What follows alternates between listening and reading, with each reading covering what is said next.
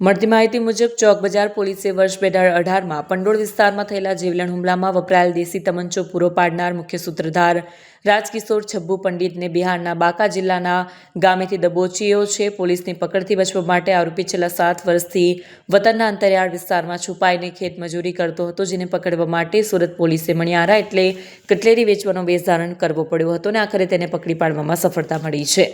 Police સૂત્રો પાસેથી માહિતી અનુસાર ફરિયાદી પંડોળ રામેશ્વર ઇન્ડસ્ટ્રીઝમાં આવેલ સોમનાથ ટી સેન્ટર આગળ ભંગારની દુકાન ચલાવતો હતો.